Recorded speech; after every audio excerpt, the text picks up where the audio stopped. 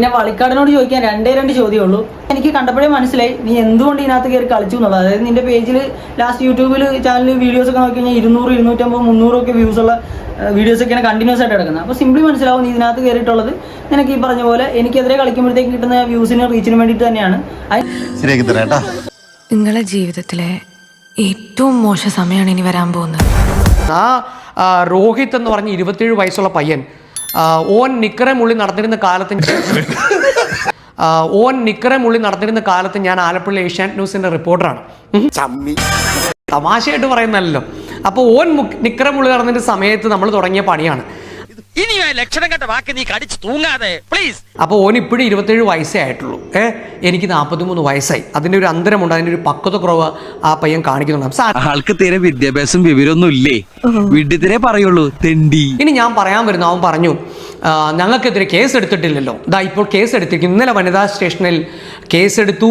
അവസാനം തോൽവികൾ ഏറ്റുവാങ്ങാൻ ചന്തുന് ഇനിയും ജീവിതം ബാക്കി. നമ്മൾ മറ്റുള്ളവരെ അപകീർത്തിപ്പെടുത്തുന്ന രീതിയിൽ, മറ്റുള്ളവരെ അവഹേളിക്കുന്ന രീതിയിൽ, പ്രത്യേകിച്ച് ആ കുട്ടിയുടെ ലൈംഗിക ചൊവ്വകൾ, ആ കുട്ടി മറ്റേതെങ്കിലും പുരുഷന്മാരുടെ ബന്ധമുണ്ടെന്ന തരത്തിൽ വരുത്തി തീർക്കുന്ന തരത്തിൽ വലിയ പ്രസ്താവനകൾ 1, 2 തവണയല്ല പല തവണകളായിട്ട് നടത്തി. അയ്യോ, അപ്പൊ ട്രൈ ചെയ്തില്ലെന്ന് പറയല്ലേടി. അപ്പൊ ട്രൈ ചെയ്തായിരുന്നു, കുറെ ഇങ്ങനെ കണക്ഷൻസ് ട്രൈ ചെയ്തായിരുന്നു. അപ്പോൾ ഒരു പോലീസ് സ്റ്റേഷനിൽ ഒത്തുതീർപ്പാക്കിയ വിഷയം വീണ്ടും വഷളാക്കി അത് സോഷ്യൽ മീഡിയയിലിട്ട് നാറ്റിക്കുന്ന ഒരു പ്രവണത ഈ പറഞ്ഞ രോഹിത് എന്ന പ്രശ്നേഷ് എന്ന അപരനാമത്തിൽ അറിയപ്പെടുന്ന പയ്യനിൽ നിന്നുണ്ടായി. ഒരു ഗുണവുമില്ല, ഉപദ്രവിക്കുന്നെങ്കിലും അല്പം കുറച്ചുകൂടെ. അവരെക്കാളും 3 വയസ്സിളയ, അപ്പോൾ 25, 24 വയസ്സുള്ളൊരു പെൺകുട്ടിയെക്കുറിച്ച് ഇത്ര മോശമായിട്ട് ചിത്രീകരിക്കുക എന്ന് പറയുന്നത് ഒട്ടും സഹിക്കാൻ പറ്റാത്ത കാര്യമായിരുന്നു. അതുകൊണ്ടാണ് അവരെ പോലീസ് സ്റ്റേഷനിൽ എത്തിക്കുന്ന രീതിയിലുള്ള ഒരു പ്രവൃത്തിയിലേക്ക് ഞാൻ പോയത്. നന്നായി. ഞാൻ രോഹിത്തിനോട് വളരെ സ്നേഹബുദ്ധിയെ പറയാൻ ആഗ്രഹിക്കുന്നത്, നിനക്ക് ആപ്പടെ ഒരു കൂടപ്പുറപ്പേ ഉള്ളൂ.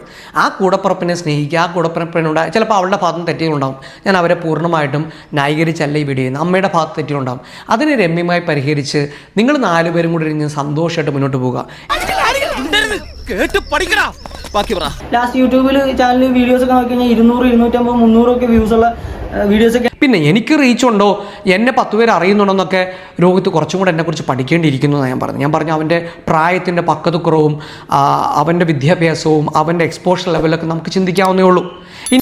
പിന്നെ നാണക്കെടുത്തി ഞാൻ ഇളയത്തിങ്ങളൊക്കെ എടാ പോടാന്ന് വളരെ സ്നേഹത്തിൽ വിളിക്കുന്നത്. ആ സ്നേഹത്തിൽ വിളിക്കുന്ന എടാ മോനെ നീ ശ്രദ്ധിക്കുക, നിങ്ങളുടെ ജീവിതത്തിൽ ഇനിയും അത്ഭുതങ്ങൾ, സന്തോഷങ്ങളൊക്കെ ഉണ്ടാകാനുണ്ട്, നിങ്ങൾക്കൊരു കുഞ്ഞ് വരാനുണ്ട്. അപ്പോൾ ഒരുപാട് കാര്യങ്ങളൊക്കെ സംഭവിക്കും നിങ്ങളുടെ ജീവിതത്തിൽ. അപ്പം ഒരു അമ്മയുടെ ആവശ്യമൊക്കെ നിങ്ങൾക്ക് വേണ്ടി വരും, അല്ലെങ്കിൽ ഒരു സഹോദരിയുടെ ആവശ്യമൊക്കെ വേണ്ടി വരും. അപ്പം ഒന്ന് കൂടെ ചേർത്ത് പിടിക്കുക.